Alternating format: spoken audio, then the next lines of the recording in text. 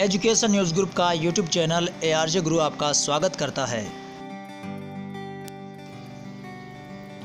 आइए इस प्रश्न पे विचार करते हैं। सैलरीड पर्सन या सरकारी कर्मचारी ITR को ऑनलाइन कैसे करें और ITR ऑनलाइन करने के बाद आधार कार्ड की सहायता से उसे वेरीफाई कैसे करें।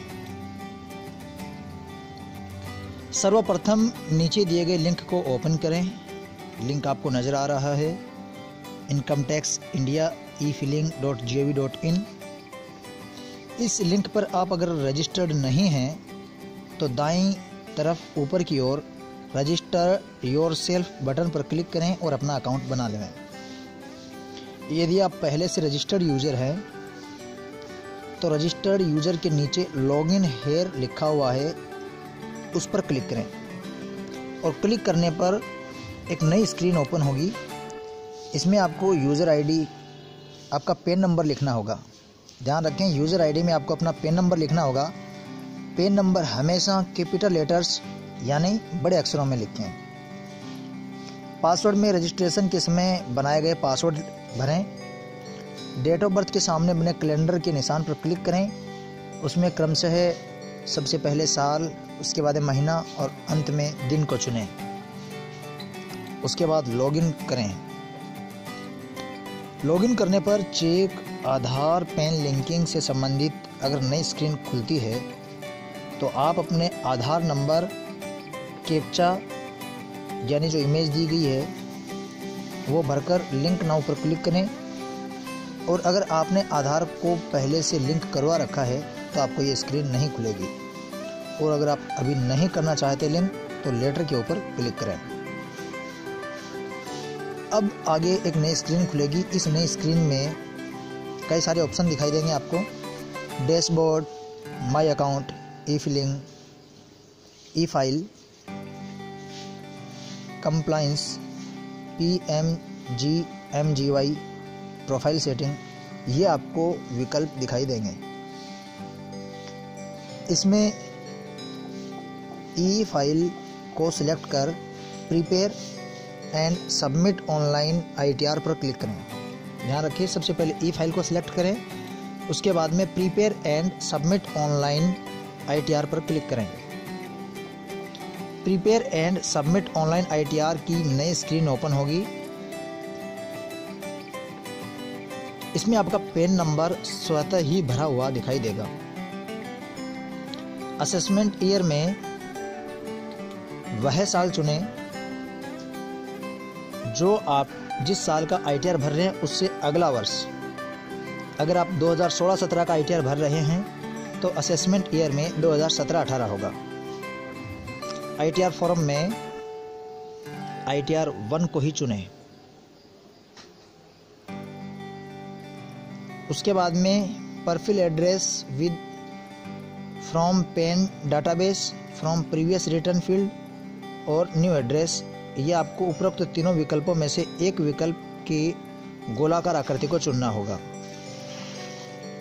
यदि आप पैन कार्ड के डाटाबेस को चुनते हैं तो आपके पैन कार्ड में दिया गया एड्रेस स्वतः ही आ जाएगा।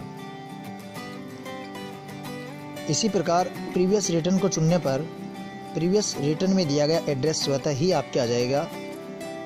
पिछले रिटर्न में जो आपने दिया था वह एड्रेस आ जाएगा। और अगर आप एड्रेस को मैन्युअली भरना चाहते हैं तो न्यू एड्रेस पर क्लिक करें। उसके बाद में आप अपना नया एड्रेस एंटर कर सकते हैं।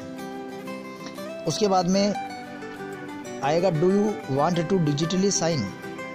इसमें यस और नो आपको ऑप्शन मिलेंगे। आपको इसमें नो को सिलेक्ट करना है।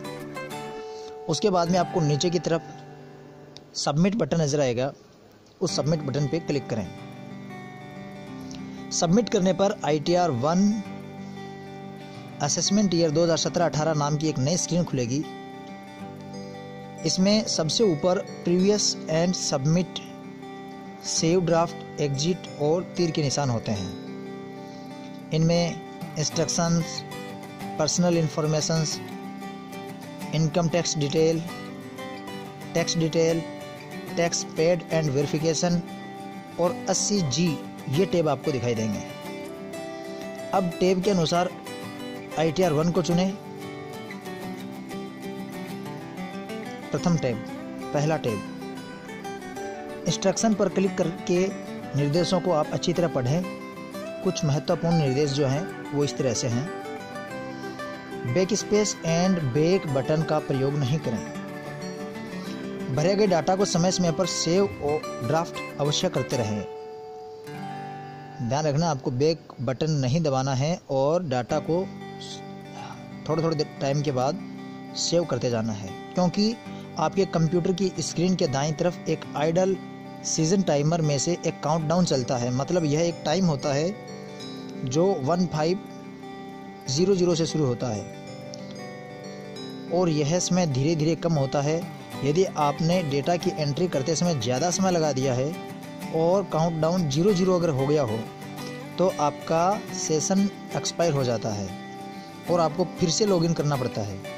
इसलिए आप समय समय पर सेव ड्राफ्ट बटन को क्लिक करते रहें। सेव ड्राफ्ट पर जब आप क्लिक करेंगे तो आपने जो डाटा सेव किया है वह डाटा सेव हो जाएगा और अगर आप दोबारा लॉगिन करना पड़ेगा तो आपको वह डाटा फिर से नहीं भरना पड़ेगा।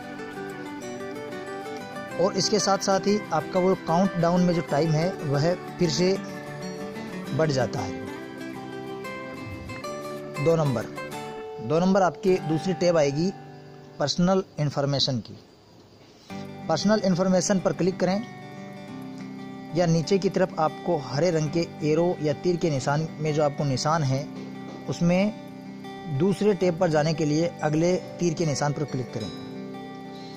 इसमें आपका पेन नंबर स्वतः ही दिखाई देगा और इसमें आगे आप अपना first name, middle name, last name या सरनेम, आधार नंबर या UID नंबर, मोबाइल नंबर और ईमेल ID यह भरें।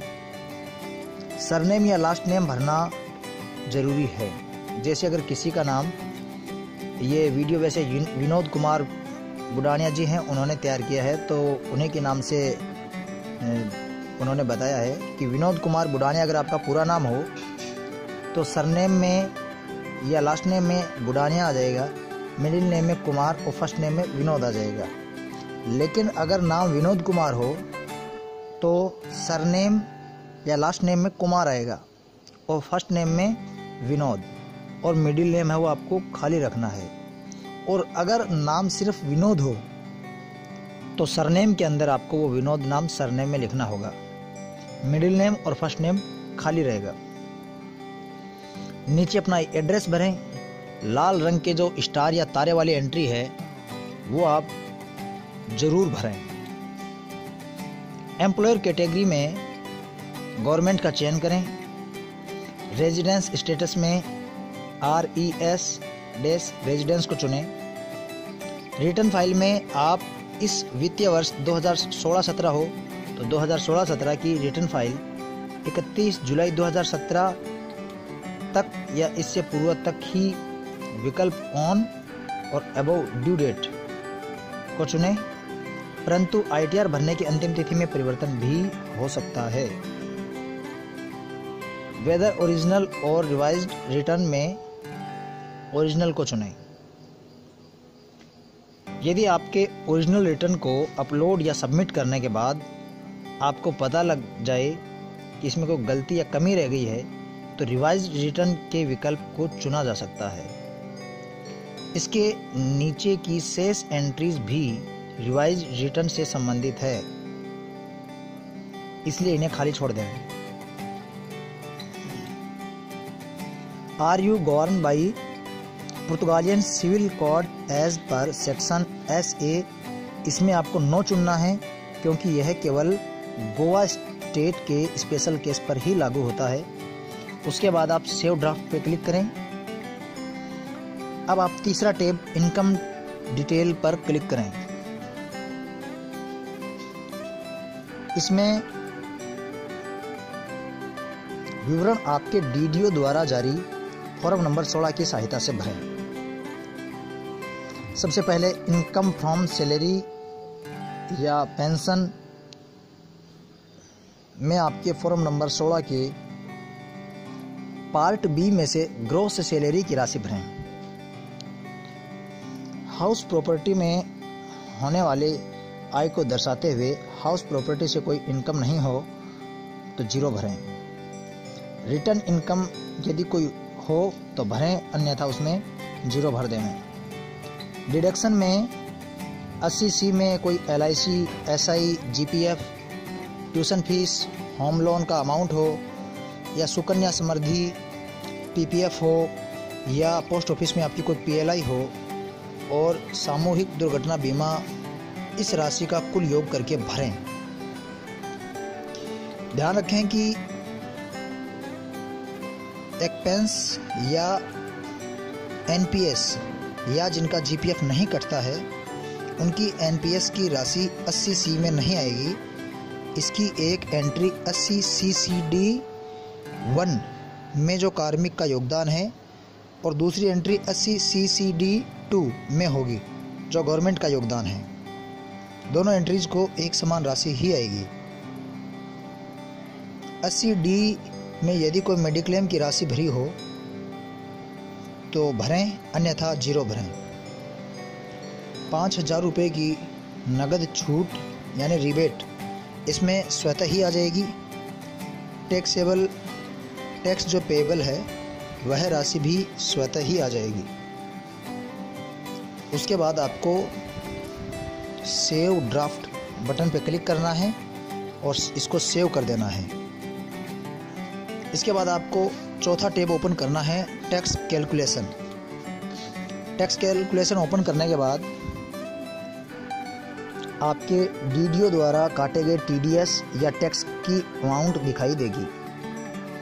यदि आपके वास्तविक काटे गए टैक्स या टैक्स डिडक्शन में अंतर हो सकता है कि आपके DDO द्वारा अभी तक चौथा क्वार्टर किसी CA के द्वारा ऑनलाइन नहीं करवाया गया है या पहले के क्वार्टर में काटी गई टैक्स की राशि की गलत एंट्री कर दी गई हो। ऐसी स्थिति में आप अपने DDO से संपर्क करें। यदि आपका TDS गलती से पेएबल टैक्स से कम कट गया हो तो इनके अंतर की राशि को पहले चालान के द्वारा बैंक में जमा करवाने के बाद आगे ITR को ऑनलाइन करें, अन्यथा यह आपका डिफेक्टिव ITR होगा। चालान का फॉर्मेट इस लिंक के शुरू में ही दिया गया है। यदि आपका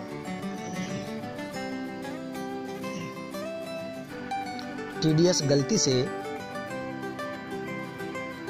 पेएबल टैक्स से ज़्यादा काट लिया गया हो या इनके अंतर की राशि को ब्याज सहित आपके खाते में जमा करवा दी जाएगी। ध्यान रखें कि अगर आपका TDS गलती से पेएबल टैक्स से ज़्यादा काट लिया है तो इनके अंतर की राशि को ब्याज सहित आपके खाते में जमा करवा दी जाएगी।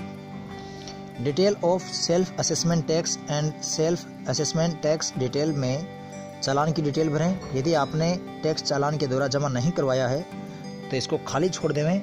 उसके बाद में आप सेव ड्राफ्ट को चुनें और इस पर क्लिक करें। उसके बाद आप 5वें नंबर का जो टैब है टैक्सेस पेड एंड वेरिफिकेशन पर क्लिक करें। इसमें सबसे पहले ये चेक करें कि आपकी टैक्स पेएबल अमाउंट 0 होना चाहिए। यदि आपका टैक्स पेएबल अमाउंट 0 नहीं है तो जितना टैक्स पेंडिंग है उतने का ही चालान बनाकर बैंक में जमा करवाएं, उसके बाद ITR सबमिट करें। टैक्स रिफंड की राशि इसमें स्वतः आ जाएगी और एग्जेम्प्टेड अमाउंट को खाली छोड़ें। एग्रीकल्चर की अमाउंट आप चाहें तो भर सकते हैं। इसके नीचे की तरफ बैंक डिटेल फिल करें। इसमें आपको IFSC कोड भरने पर बैंक का नाम स्वतः ही आ जाएगा। अकाउंट नंबर भरें। कैश डिपॉजिट ड्यूरिंग 11 नवंबर 2016 से 31/12/2016 तक नोटबंदी के दौरान 2 लाख से ज़्यादा जमा करवाई गई हो तो वह राशि भी भरें। अदर बैंक डिटेल में आपके पास उपलब्ध दूसरे अकाउंट की डिटेल भी इसमें भरें। यदि आपके पास तीसरा बैंक अकाउंट है तो प्लस के निशान पर क्लिक करें और तीसरे बैंक अकाउंट की डिटेल भरें। वेरिफिकेशन में अपने पिता का नाम पहले इसमें स्कूल का नाम लिखें और सेव ड्राफ्ट पे क्लिक करें। छठा चरण आएगा 80G। उस छठे टैब पर आप क्लिक करें, 80G पर क्लिक करें। इसमें आप किसी सामाजिक, धार्मिक, किसी ट्रस्ट या अगर गौशाला में अगर आपने दान किया हो तो डोनी में संस्था का नाम और संस्था के पैन नंबर को लिखें। आपके द्वारा जमा करवाई गई संस्था का अमाउंट भरें और उसके बाद में आप सेव ड्राफ्ट बटन पे क्लिक करें। इसके बाद प्रीव्यू एंड सबमिट बटन पे क्लिक करें। ध्यान रखें कि यदि आप के द्वारा किसी कॉलम में एंट्री नहीं की है तो सबसे ऊपर रिक्त जगह के बारे में मैसेज आ जाएगा और उन सभी कॉलम को भरने के बाद ही आपका फॉर्म है वो सबमिट हो पाएगा। दाईं तरफ ऊपर की ओर download click here preview PDF पर क्लिक करके प्रिंट भी निकाल सकते हैं और सबमिट करने पर आपकी कंप्यूटर स्क्रीन पर एक अंग्रेजी में मैसेज आएगा जिसमें लिखा होगा your return has upload successful but it is pending for e file verification. इसका मतलब है कि आपका जो ITR है वो सबमिट हो चुका है, लेकिन ई-वेरिफिकेशन इसका भी बाकी है। ई-वेरिफिकेशन की प्रोसेस देखिए, इसके ठीक नीचे select one of the option given by the clicking on the option. इसमें आपको पहला ऑप्शन मिलेगा I already have an EVC to e verify my return. दूसरा ऑप्शन आपको मिलेगा I do not have to EVC and I would like to generate EVC to e verify my return. तीसरा option आपको मिलेगा I would like to generate Aadhaar OTP to e verify my return. और चौथा option रहेगा आई would like to send ITR, I would like to e verify letter. इन चारों विकल्पों में से जनरेट आधार OTP को चुनें। यह सबसे आसान तरीका है।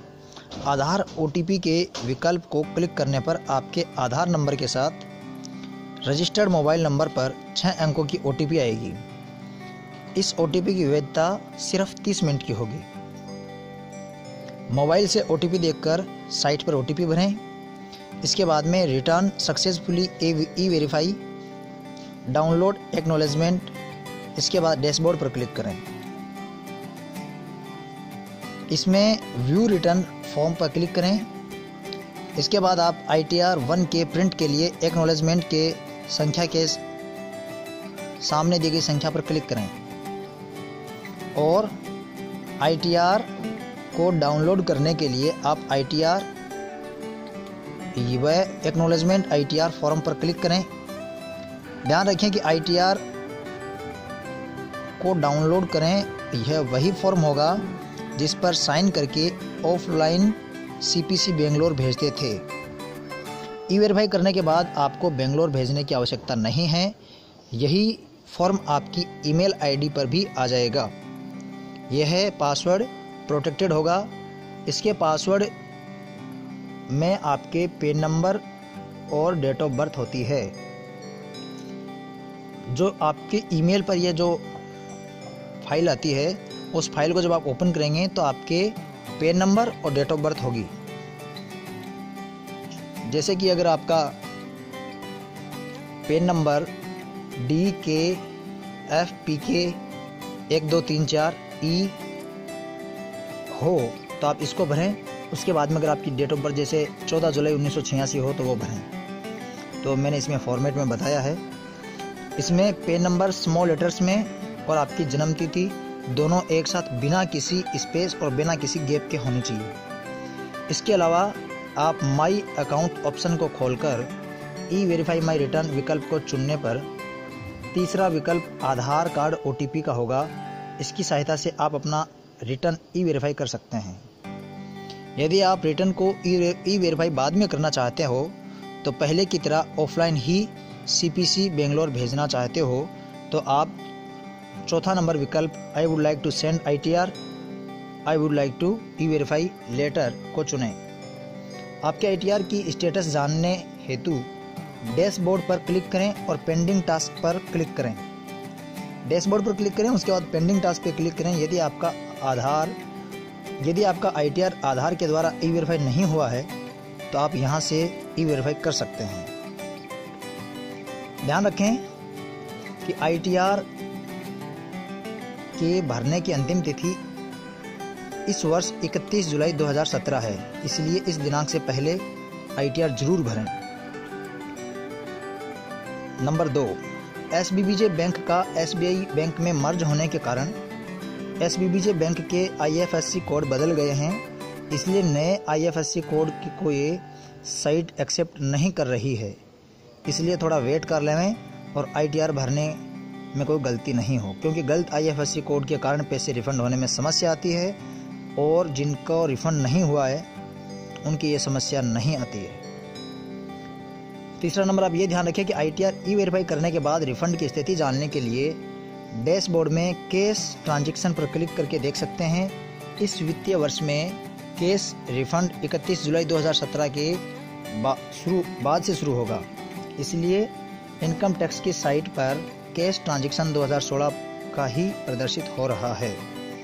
ये एक छोटा सा प्रयास किया गया था हमारे बड़े भाई विनोद कुमार बुडानिया जी के द्वारा, जो कि अड़सी सरदार सर चूरू के अंदर वरिष्ठ अध्यापक हैं। उनका बहुत बहुत शुक्रिया, बहुत बहुत धन्यवाद, बहुत बहुत आभार। हमारे एजुकेशन न्यूज़ ग्रुप के एजुकेशनल वीडियो प्राप्त करने के लिए हमारा चैनल सब्सक्राइब करें इस नीचे लोगो के गोल बटन पे क्लिक करके।